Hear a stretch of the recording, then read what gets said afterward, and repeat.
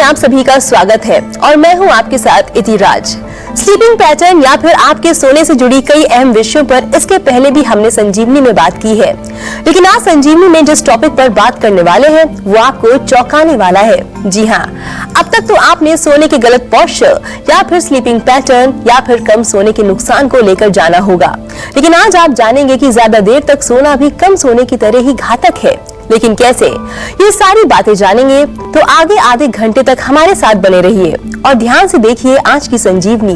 ये सभी बातें विस्तार से बताने के लिए हमारे साथ मौजूद हैं विश्व प्रसिद्ध आयुर्वेदाचार्य डॉक्टर प्रताप चौहान। डॉक्टर साहब, बहुत बहुत स्वागत है हमारे इस खास कार्यक्रम संजीवनी में। Thank you very much.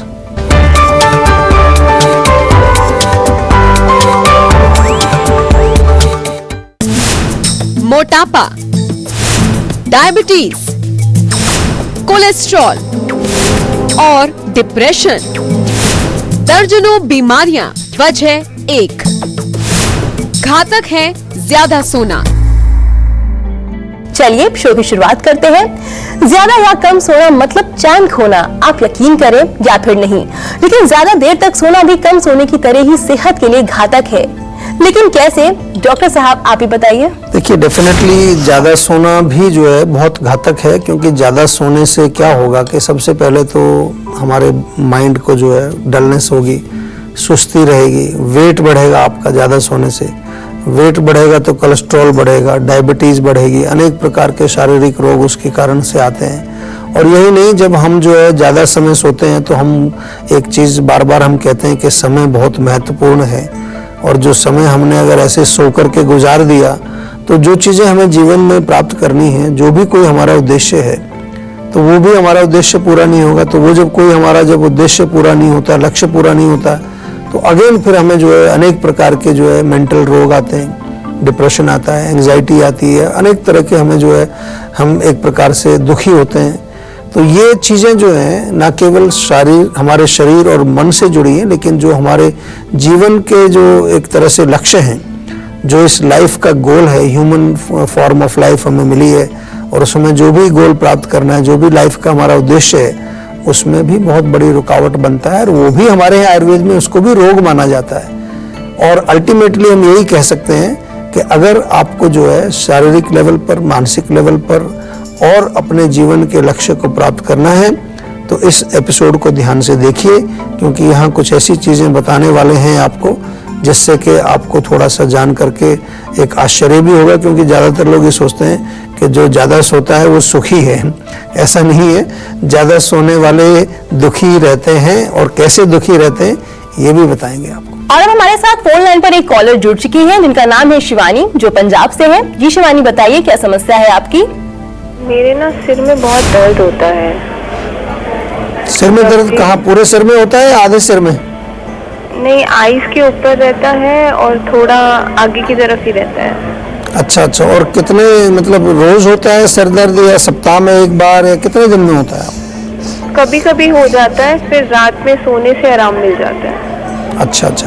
देखो, जो लक्षण आप बता रहे हैं, आमतौर पर जब आप डॉक्टर के पास जाएंगे तो वो माइग्रेन का एक नाम आपको बताएंगे कि माइग्रेन का दर्द है। ये सिर दर्द कई प्रकार के होते हैं, आयुर्वेद में तो बल्कि 11 प्रकार के सिर दर्द हमारे यहाँ लिखे हैं। तो इसमें मुख्य रूप से जो है आँख के पीछे की तरफ दर्द बहुत तेज होता है, कभी कभार उल्टी आने को होती है लोगों को, और मैंने देखा है कि कई लोगों को रेस्ट करने से वो आराम मिल जाता है, थोड़ा सा उनको नींद। तो है क्या कि नसों के जो हमारे पीछे जो नर्व्स हैं उनमें खिंचाव पैदा होता है, और खिंचाव के बहुत सारे कारण होते हैं। अक्सर मैंने देखा है, ये मैं इसलिए बता रहा हूँ आपको कि कई बार वहाँ ध्यान में हमारा जाता नहीं उधर।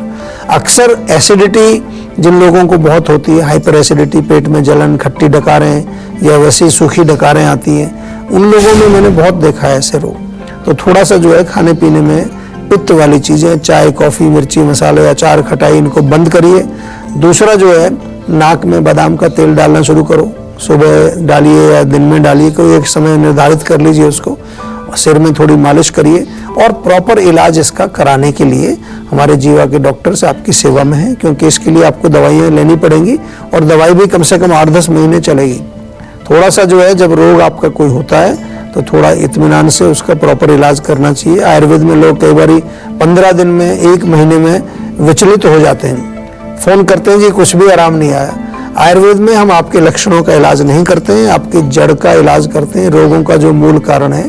तो कभी कभार थोड़ा टाइम लगता है, 2-3 महीना भी कई बार लगता है कि आपको कुछ उसमें इम्प्रूवमेंट दिखे। थोड़ा सा आयुर्वेद से जब भी आप जुड़ते हैं तो मेरा निवेदन आप सभी से है कि 3 महीना कम से कम दवाई जरूर रेगुलरली लो, और ऑफ कोर्स आपके डॉक्टर भी आपको बताएंगे कि कितना समय इसमें लग सकता है, तब उसके पश्चात आपको डेफिनेटली आराम मिलेगा। जी डॉक्टर साहब, और अक्सर ऐसा देखा गया है कि छुट्टी वाले दिन लोग बहुत ज्यादा ही सोते हैं जी। और कई बार तो ऐसा होता है कि अपने रूम से भी नहीं निकलते हैं और अपना बिस्तर तक नहीं छोड़ते हैं। बिल्कुल बिल्कुल। आखिर ये मेंटली कितना प्रभावित करता है, विस्तार से बताइए जरा। देखिए, मेंटली तो बहुत ज्यादा फर्क पड़ता है। हमारे यहाँ आयुर्वेद में तो निद्रा या नींद जो होती है उसका एक पर्यायवाची शब्द है तामसी। तामसी यानी कि जो तमोगुण के प्रभाव से आती है, तमोभवा भी इसको कहते हैं। यानी कि जब हम सोते हैं तो उस समय हमारे मन के अंदर स्वाभाविक रूप से तमोगुण की वृद्धि होती है, और तमोगुण अगर ज्यादा समय तक हमारे मन को वो रखेगा, उसको डोमिनेंट होकर रहेगा, तो फिर क्या करेगा, हमारा मन का जो चैनल्स है, मनोवय चैनल्स या मनोवय स्रोतस जिसको हम बोलते हैं, वो ब्लॉक हो जाएंगे तमोगुण से। और वो जब ब्लॉक होते हैं तो अनेक प्रकार के मानसिक रोग हमें आते हैं। न केवल मानसिक रोग, हमारी जो है जो सोचने की शक्ति, क्लैरिटी ऑफ माइंड जिसको हम कहते हैं, माइंड के बारे कहते हैं ना, लोग कहते हैं बड़ा गफलत सी में रहता है ये व्यक्ति, उसका सोचने का तरीका ही जो है वो बिल्कुल एक तरह से उसमें अवरोध पैदा हो जाता है। वो चीज़ें आती हैं। एंग्जाइटी बार बार होती है, वह बहुत फियर आने लगता है, बहुत ज़्यादा चिंता आने लगती है, हमेशा डिप्रेशन में जो लोग रहते हैं। तो ये तमोगुण से बहुत सारी बीमारियां आती हैं। मन हमारा जो है वो बिल्कुल एक तरह से डार्कनेस से आच्छादित हो जाता है, उससे ढक लिया जाता है।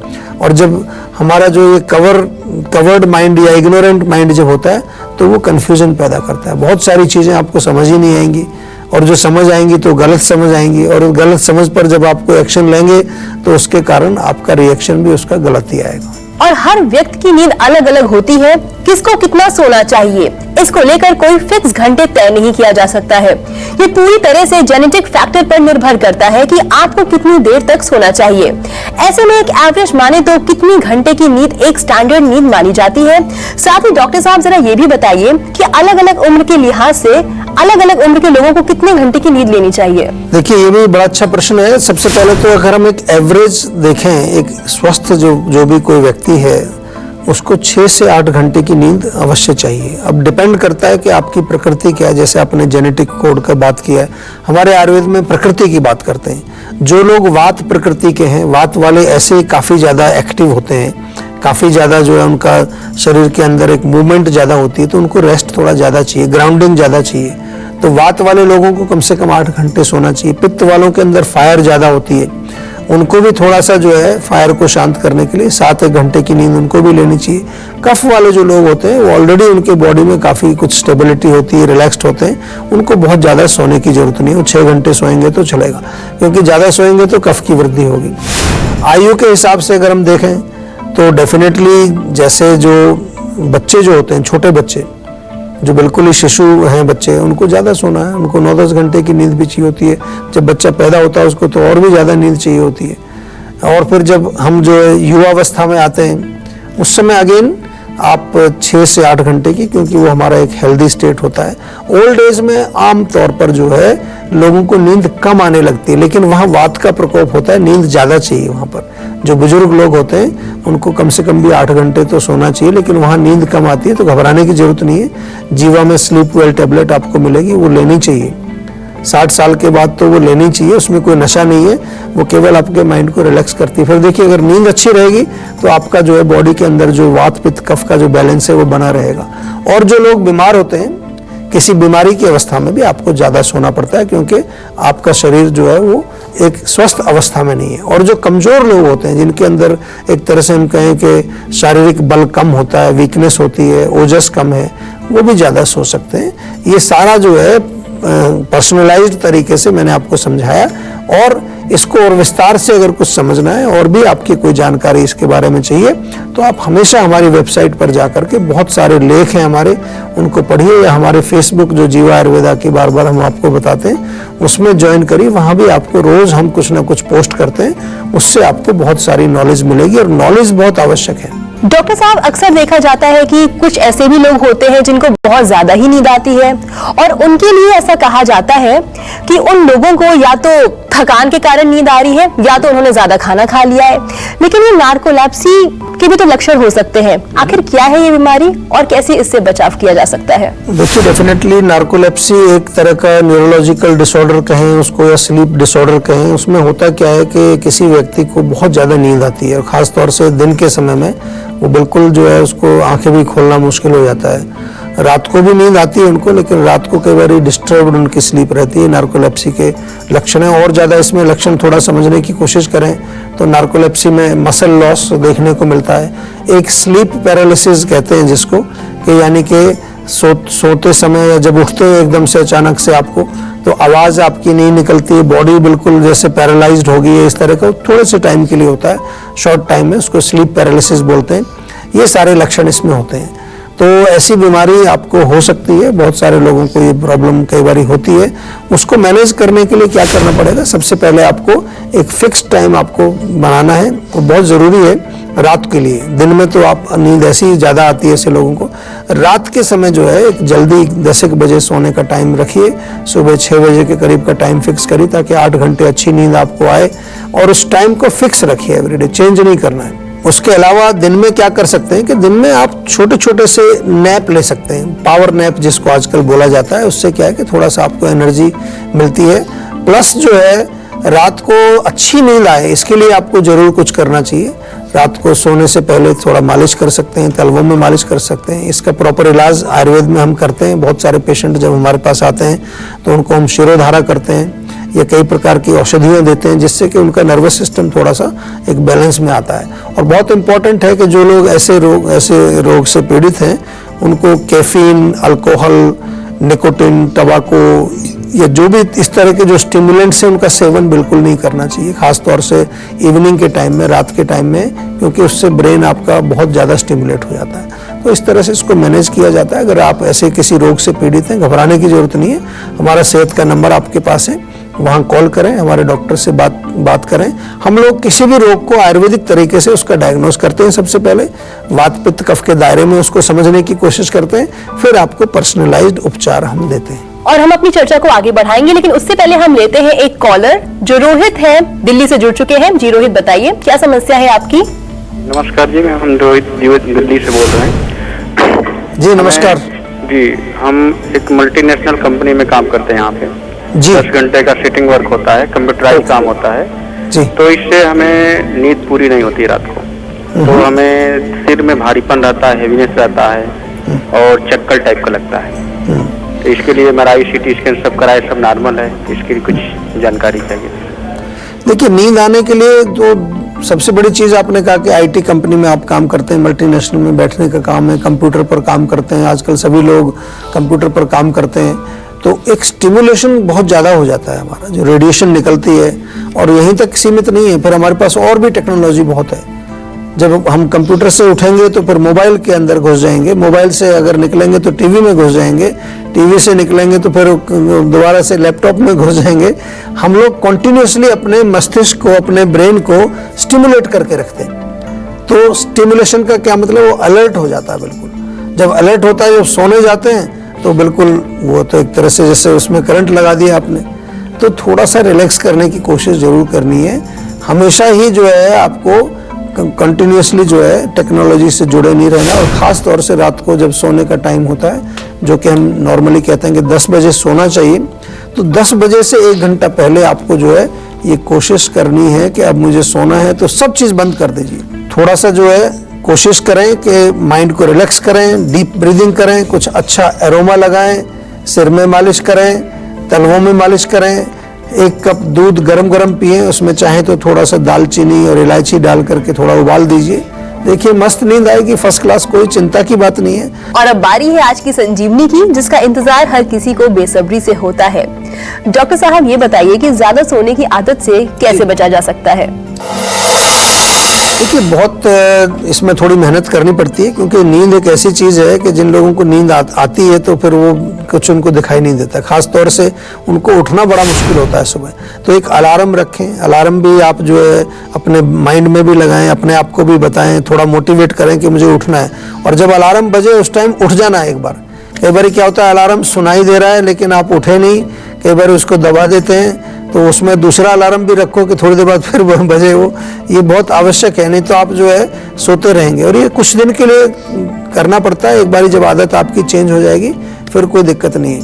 इसके साथ साथ जो है हम एक लाइफ में अपना कोई गोल सेट करें, मोटिवेशन इंस्पिरेशन का जो मैंने प्रयोग किया, तो उससे भी आपको रहता है कि चिंता रहती है कि मुझे उठना है, सुबह ये काम करना है जा करके।